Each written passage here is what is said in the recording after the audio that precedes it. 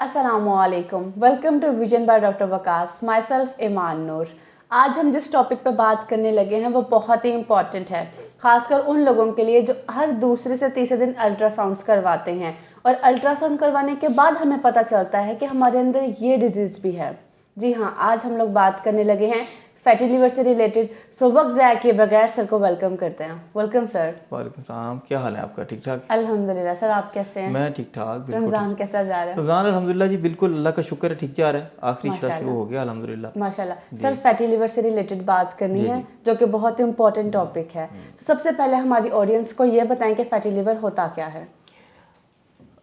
देखिए, fatty liver एक उसका नाम आपको सामने ना, fatty liver is from fat. जब आप फैटी हो जाते हैं आपका लिवर फैटी हो जाता है। ओके। फैटी होने का मतलब ये है कि जो आप खा रहे हैं आपका सरप्लस अमाउंट में लिवर उसको स्टोर करता है, पहले अपने ऊपर चर्बी की शक्ल में और फिर आपके पेट पे।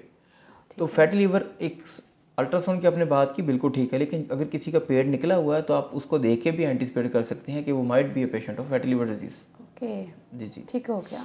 तो सर इसके क्या वजूहत हैं? एक वजह तो मैंने आपको बता दी है जी, कि वेट गेन होना। हम जो हमने मोटापे में सारी गुफ्तगू की थी वो यहाँ पे भी वैसे ही आ जाएगी। आप खा ज़्यादा रहे हैं, इस्तेमाल नहीं करेंगे तो आपका लीवर भी फैटी होगा और आप भी फैटी हो जाएंगे। अच्छा, बाज़ औक़ात फिर ये किसी और बीमारियों के साथ एसोसिएटेड भी होता है। अच्छा, कोमोर्बिड करता है। कोमॉर्बिड मतलब सोराइसिस स्किन की डिजीज़ है, उसके साथ इसका बहुत क्लोज एसोसिएशन है।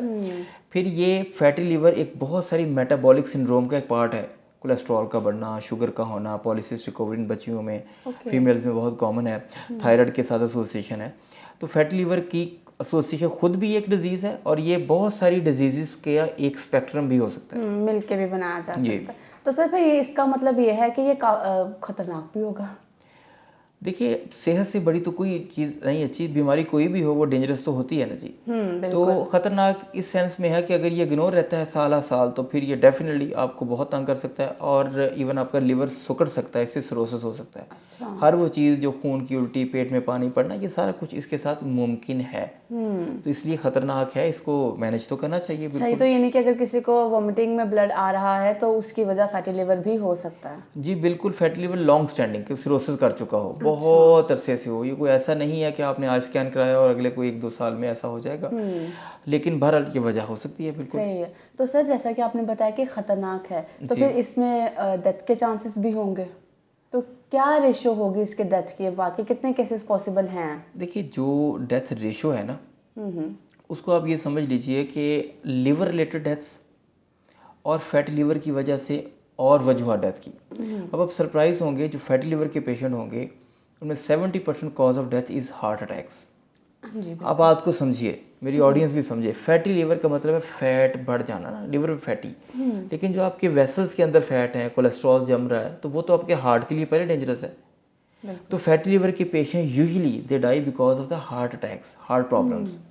और हाँ, लिवर की अपनी वजह भी हो सकती है, लिवर का फेल हो जाना और सिरोसिस हो जाना, फिर सिरोसिस वजह हो सकती है मौत की। लिवर में ब्लड का ना पहुंच पाना, लिवर की अपनी कुछ प्रॉब्लम्स होती हैं जिसकी वजह से जब सिरोसिस हो जाएगा तो इसका मतलब है कि लिवर सुकड़ गया है।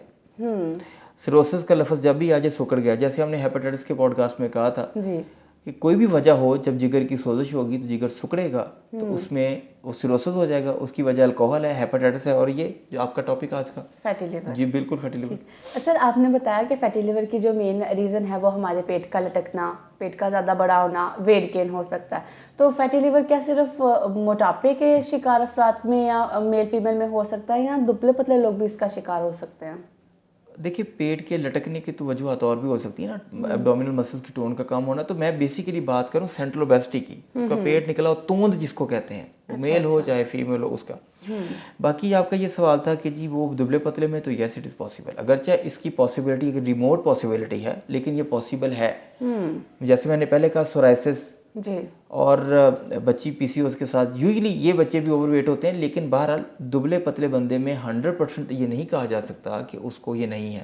खास तौर पर अगर वो डायबिटिक है तो yes he can be a patient of fatty liver disease. Fatty liver तो यानी कि अगर शुगर उसके अंदर मौजूद है, बीपी का वो शिकार है, उसको इश्यू रहता है, तो वो फैटी लिवर की तरफ जा सकता है। बिल्कुल जा सकता सर हमारे व्यूवर्स के साथ इसकी कुछ अलामात शेयर कर दें ताकि हमें जी, उसको जी। जज करने में आसानी हो कि फैटी लिवर हो सकता है। याद रखिए, मैं पहले भी पॉडकास्ट में कह चुका हूँ कि बाज़ का किसी डिजीज़ की हो सकता है सिरे से कोई अलामत ना हो, तो आपको रूटीन टेस्टिंग इसलिए हम कहते हैं ज़रूरी होती है। ये फिर मैं दोहराऊंगा, सेकेंडली हल्का फुल्का एब्डोमिनल डिस्कम्फर्ट, और ये हो सकता है आपको। फिर एडवांस स्टेजेस में वो सारी आ सकती हैं, आंखों का पीला होना और बाकी सारे मामला।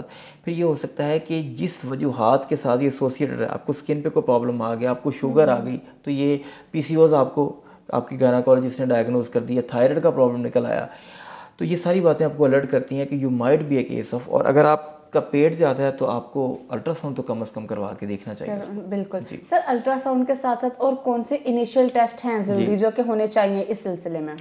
यहाँ मैं ना ऑडियंस को एक बात बता दूं कि एक FIB-4 स्कोर होता है, FIB-4, यूट्यूब से आसानी से निकल आएगा, गूगल से भी निकल आता है।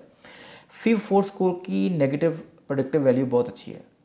अगर FIB आपका लेस देन 1.3 है तो इसका मतलब आपको फैटी लिवर होने के चांसेस बहुत कम है।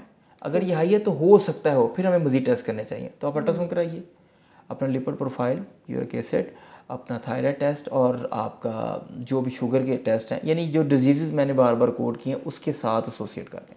ठीक हो गया। तो सर इनसे बचा कैसे जा सकता है, एहतियात कैसे की जा सकती है इससे, और क्या हमें ट्रीटमेंट प्लान्स हैं जो लेने चाहिए इसके लिए? मिस ईमान, आपको right from the first podcast, आपको अगर याद हो, हमने डायबिटीज़ पे बात की थी। बिल्कुल बिल्कुल। उसमें हमने कहा था कि डायबिटीज़ का ट्रीटमेंट है सेडेंटरी लाइफस्टाइल को तरक कर देना और एक्टिव लाइफस्टाइल में आ जाना। बिल्कुल। वॉक, यही फैटी लिवर के लिए आपको सेम। जी, आपको वॉक करना होगी, आपको अपना खाना कम करना होगा, और you must be physically active and mobile. Gym join करें, अपनी हेल्थ को ख्याल रखें, जॉगिंग करें, रनिंग करें, इंशाल्लाह फैटी लिवर आप आराम से टैकल कर लेंगे। एक और बात, और अगर उसके साथ कोई एसोसिएटेड डिजीज़ है तो उसके लिए अपने मुआलिज के पास ज़रूर जाएं, थायराइड के लिए, शुगर के लिए। जो भी हमें सिम्टम्स लगते हैं उस सिम्टम्स के अकॉर्डिंगली हमें अपने जो डिजायर डॉक्टर है उसके साथ मिलना भी चाहिए, कांटेक्ट भी करना चाहिए। ये तो था हमारा आज का फैटी लिवर से रिलेटेड वो तमाम क्वेश्चंस और वो तमाम चीज़ें जो आप लोग पूछना चाह रहे थे या जो हमें मुनासिब लगा आपके साथ शेयर करनी चाहिए। हर बंदे को पता होना चाहिए कि अगर वो शुगर के साथ है या अगर उसको लीवर का इशू है तो फैटी लिवर की तरफ वो जा सकता है या नहीं। प्लस सर ने जो आपको तरीका बता दिया टेस्ट का चेक करने का, वो ज़रूर ट्राई कीजिएगा ताकि आप खुद से भी अंदाज़ा लगा सके और ओवर थिंकिंग से बच सके। हमारे साथ रहिए, इंशाल्लाह ताला एक और पॉडकास्ट में आपके साथ हम मिलेंगे और बात करेंगे किसी नए टॉपिक पे। तब तक के लिए अल्लाह हाफिज़।